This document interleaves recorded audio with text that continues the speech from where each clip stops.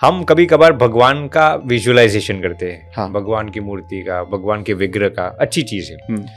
अब आपने कभी कभार देखा होगा, मुझे मालूम नहीं, लेकिन हमने मंदिर में कई जगह देखा है, वो भगवान का नाम जब लिखते हैं, हाँ, राम राम हाँ, कृष्ण हाँ, कृष्ण कृष्ण हाँ, कृष्ण, बिल्कुल सही लिखते हैं। तो ये बाह्य रूप से आपको लगेगा कि यार ये लिखने, आप चलिए एक नाम लिखेंगे ना, तो लिखने में जितना समय लगा है उतना आपको बोलने में आप 5 नाम बोल पाएंगे। बिल्कुल सही है। तो पहले मुझे ऐसा लगता था यार लिखने से तो बेहतर अच्छा है कि 5 बार भगवान का नाम स्मरण कर लो फॉर एग्जाम्पल, या फिर उससे भी फास्ट तरीका ये नाम भी ना बोलूं और मैं विजुअलाइज कर लूं, विजुअलाइज करो मन मन में। हाँ, मन में। हाँ। तो ये सब अच्छी चीज है, लेकिन राइटिंग के अंदर जो पावर है ना, रिसर्च ये कहता है कि जब आप कोई भी चीज को लिखते हैं ना, तो उसका सबसे बड़ा बेनिफिट क्या होता है जानते हो?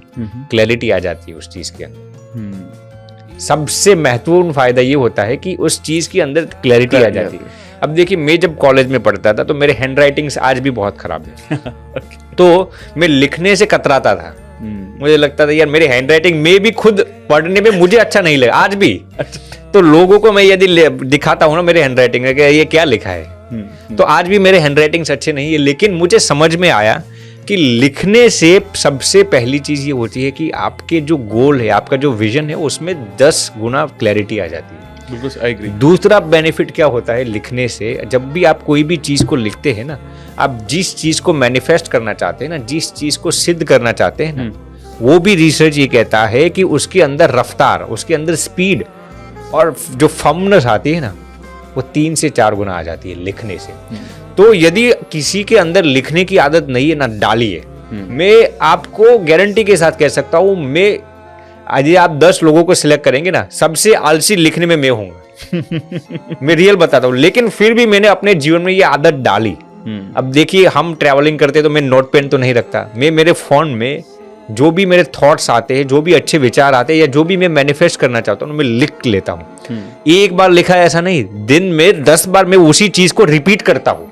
और मैंने मेरे खुद के जीवन में देखा है अमित भाई, लिखने से 10 गुना पावर आ जाती है। तो मैं हर एक इंसान को कहना चाहूंगा, लिखने की आदत डालिए। जी, ये आई थिंक ये मुझे लगता है आपने इसको पूरा सार ही कर दिया इसके बारे में, क्योंकि लिखने में जो मतलब पहली चीज मैं वही बोलता हूँ लोगों को जब पूछते हैं कि सबसे पहले आप लिखना शुरू करो। हाँ, amazing. But coming from you again वो स्टैम्प लग गया है कि और लिखना और अमित भाई बोलना हमने शुरुआत में भी इसकी चर्चा कर ली। आप जो प्राप्त करना चाहते हैं ना, जोर जोर से अपने आप को सुनाइए, वो चीज सुनाते रहिए। और मैं तो ये भी कहूंगा कि आप अपने जितने करीब के लोग हैं ना, मैं ये नहीं कहता दुनिया में आप ढिंडोरा पीटिए कि सबको बता दीजिए, लेकिन आपके करीब के जो लोग हैं ना, मित्र हो, फैमिली मेंबर्स, उनको भी सुनाइए आप जो प्राप्त करना चाहते हैं। गोल शेयर कीजिए अपने रियल। देखिए, मैं मेरे खुद के लाइफ की बात करता हूँ। मैं पहले ऐसी चीजें डिस्क्लोज नहीं करता था। क्यों? मुझे ये डर था, यदि मैंने उस चीज को मैनिफेस्ट नहीं किया तो मेरे करीब के लोग मेरे विषय में क्या सोचेंगे, या नजर लग जाएगी, ये भी नजर भी लग जाएगी, ऐसा भी एक मिथ पहले था। तो देखिए, मैं जब यूएस में पढ़ता था ना, मुझे पक्का था मुझे न्यूरो साइंस की पढ़ाई करनी। फिर मैंने शुरुआत में सोचा, यदि यार मुझे एडमिशन नहीं मिला तो लोग मेरा परिहास उड़ाएंगे। ये भी एक रिस्क है ना, जैसे किसी को डॉक्टर बनना है और ये पहले से डिस्क्लोज कर लेगा, अरे तो डॉक्टर मेडिकल स्कूल में एडमिशन नहीं मिलेगा, तो लोग उनका परिहास करेंगे। लेकिन मुझे भगवत कृपा से ऐसा मालूम नहीं, मुझे ये गोल मेरे 5-10 मित्रों को कहना है। मैंने उनके साथ साझा कर दिया कि मुझे इस यूनिवर्सिटी में न्यूरो साइंस में एडमिशन लेना ही है। वाह, अमेजिंग। तो उनको कहने से मेरे अंदर ये लग गया कि वो मुझे अब मेहनत करनी ही पड़ेगी, नहीं करूंगा तो लोग क्या सोचेंगे मेरे विषय में। तो इस बदौलत भी मैंने डिस्क्लोज किया, तो मुझे खुद फायदा हुआ। फिर न्यूरो साइंस की पढ़ाई के बाद मैंने सोच लिया था मुझे संत बनना है। अब ये तो मेरे लिए सबसे बड़ा चैलेंज था कि संत बनना, यानी यार ये डॉक्टर बनने से 1000 गुना डिफिकल्ट मैं मानता हूँ, क्योंकि आपको अपना सब कुछ त्यागना पड़ता है। फिर भी मैंने जो अमेरिकन फ्रेंड्स थे उनको मैंने बयां कर दिया कि मुझे यार ऐसा संत बनना है। उनको मैंने समझाया कि संत होने में, उनको तो संत होना क्या भी मालूम नहीं था।